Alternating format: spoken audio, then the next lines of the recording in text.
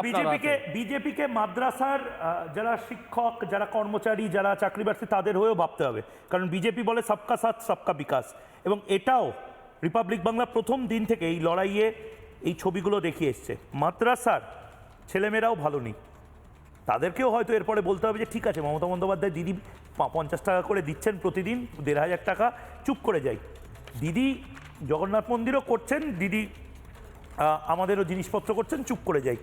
কিন্তু সত্যি কি আমরা এই যে কথায় কথায় আমরা বলি উন্নত, আমি গুজরাটের সংখ্যালঘু যারা রয়েছেন তাদের পকেটে যে পরিমাণ টাকা, তাদের ছেলেমেয়েরা যেভাবে আইএস আইপিএস হচ্ছে, বা আসাদুদ্দিন ওয়েসিকেও জিজ্ঞেস করেছিলাম বেলডাঙায় কেন একটা সেমিকন্ডাক্টর হাব হবে না, হোক না, মন্দির মসজিদ গুরুদ্বারা সব হোক, হায়দ্রাবাদেও হয়, কিন্তু হায়দ্রাবাদে ভাইজ্যাকের সবচেয়ে বড় সেমিকন্ডাক্টর হাবটাও হয়। আমাদের বাংলায় আমরা কি সত্যিই পিছিয়ে থাকছি? মাদ্রাসার দাদা দিদিরা কি বলছেন একবার শুনবো, এবং তারপর যাব ইজাবুল আনওয়ার সাহেবের কাছে, মাদ্রাসা চাকরি প্রার্থী। আগে শুনি।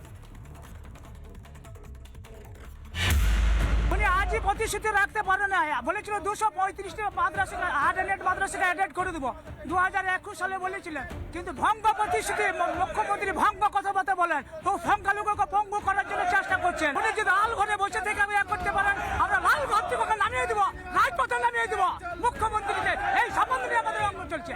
আর কত বঞ্চনা, আর কতদিন আমাদের ফুটপাতে পড়ে থাকতে হবে, আর কত রক্ত দিয়ে চিঠি লিখতে হবে, আর কত রক্ত লাগবে, আর কত সংখ্যালঘুদের লাশ লাগবে, তাহলে এই মাদ্রাসাগুলোর শিক্ষা বাঁচবে, এই মাদ্রাসাগুলো বাঁচবে, এই মাদ্রাসার শিক্ষকদের কনফার্মেশন হবে, এই 235 মাদ্রাসা অ্যাডেড হবে।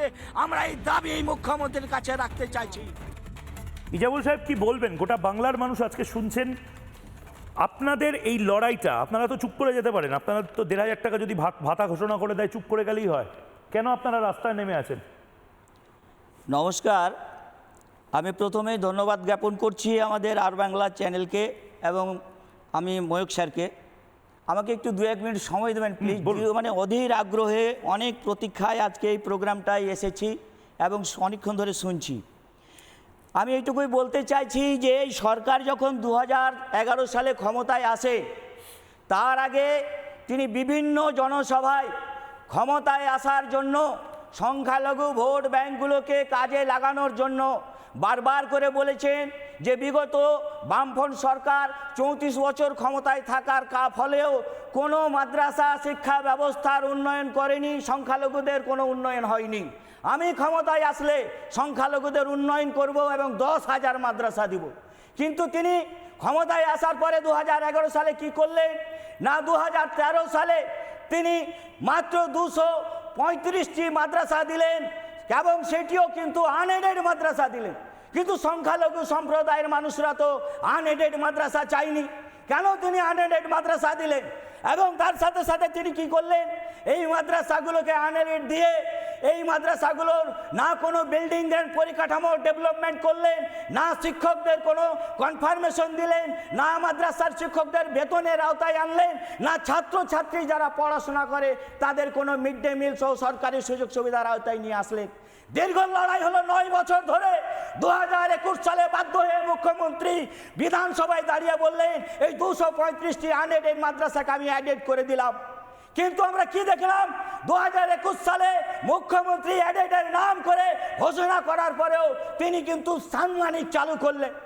আমরা সংখ্যালঘু মাদ্রাসার শিক্ষকরা আমরা তো সাম্মানিক চাইনি, আমরা তো ভাতা চাইনি, আমরা তো চেয়েছিলাম এই শিক্ষিত সমাজে পশ্চিম বাংলার বুকে সংখ্যাগুরু যারা আমাদের ছাত্রছাত্রী বা সম্প্রদায় আছে তাদের সাথে সংখ্যালঘু যারা আমাদের ছেলে মেয়ে আছে তারাও বিজ্ঞান শিক্ষায় শিক্ষিত হবে এবং তারাও বিভিন্ন সেক্টরে তারা মাথা উঁচু করে দাঁড়াবে।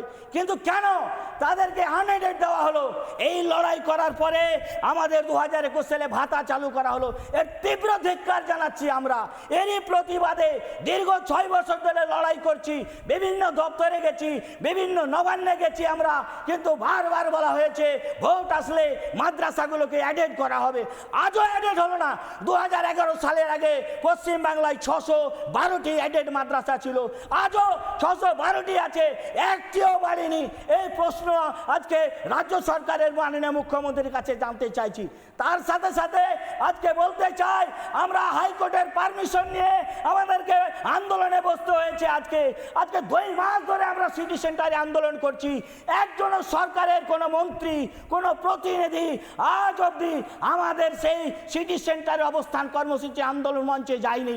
আপনারা কতদিন ধরে বসে রয়েছেন? আর কতদিন সহ্য ধরে হয় বসে না। রয়েছেন? আমরা এর প্রতিবাদ করছি। আপনারা কতদিন আমরা ধরে এখানে চাই- বসে রয়েছেন? সিটি এই সল্টলেকে আপনারা কতদিন ধরে রাস্তায় বসে রয়েছেন? আমরা আজকে প্রায় 61 দিন ধরে এই সিটি সেন্টারে বসে রয়েছি। আজ অবধি আমাদের সঙ্গে সরকার পক্ষ কোনো বসার ব্যবস্থা করছে না। না, মমতা আমাদের যে বন্দ্যোপাধ্যায় বা দাবিগুলো আছে, পুলিশের পক্ষ থেকে কেউ আসেননি? কেউ আসেনি। এটা প্রাইম টাইম সাবজেক্ট হওয়া উচিত। কারণ আপনারা কেন বসে রয়েছেন? সংখ্যালঘু এতজন শিক্ষা প্রার্থী বা চাকরি প্রার্থী, এটা মমতা বন্দ্যোপাধ্যায়ের জানার তো অধিকার রয়েছে। তিনি নিশ্চয়ই এটা জানছেন, তিনি কিছু করতে চাইছেন না তার মানে। আমি বলতে চাইছি যে উনি এই যে 235টি আনএডেড মাদ্রাসাকে নিজে বলেছেন অ্যাডেড করে দিলাম, তাহলে কেন শিক্ষকদেরকে আজকে যোগ্যতা অনুযায়ী, তাদের মানদণ্ড অনুযায়ী তারা বিএসসি এমএসসি, তাদের কেন সমকাজে সমবেতন হবে না? কেন শিক্ষকদের কনফার্মেশন দেওয়া হবে না? কেন এই মাদ্রাসার ছেলে মেয়েগুলো আজও দুপুরের আহার পায় না, মিড ডে মিল পায় না? কেন এই মাদ্রাসাগুলোর বঞ্চিত শিক্ষকদের আজও বেতন হচ্ছে না? এর প্রতিকার চাইছি আমরা মুখ্যমন্ত্রীর কাছে। আমরা তাই এই মুখ্যমন্ত্রীকে আজকে আমাদের রক্ত দিয়ে চিঠি লিখেছি, নবান্নে সেই চিঠি পাঠিয়েছি, মাদ্রাসা বোর্ডে পাঠিয়েছি। মুখ্যমন্ত্রী আর কি চাই সংখ্যালঘুদের? আমাদের আর ভাতা দিয়ে থামিয়ে রাখবেন না। আমাদেরকে এই অসম্মান, এই বঞ্চনা, এর প্রতিকার চাই।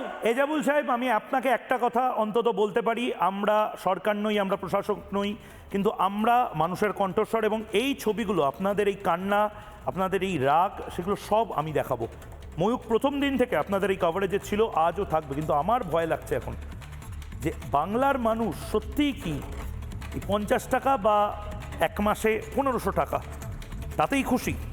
তারা চাকরি চায় না? সংখ্যাগুরু ছেলেমেয়েরা তারা চায় না তাদের ছেলেমেয়েরা আইএস আইপিএস হোক? তারা চায় না বড় বড় কোম্পানিতে তাদের ছেলেমেয়েরা চাকরি পাক? তারা চায় না যে তাদের এলাকাতেও একটা বড় ন্যানো ফ্যাক্টরির মতন বড় কোনো গাড়ির কারখানা হোক? তারা চায় না যে সেক্টর 5 সেক্টর 6-এর মতন ভাঙড়ে, যেখানে মাঝে মধ্যে নাকি বোম পড়ে, এই শওকত মোল্লাকে মুখ্যমন্ত্রী নিজে বলেন সেই শওকত মোল্লার ওখানে একটা বিশাল বড় হাব তৈরি হোক?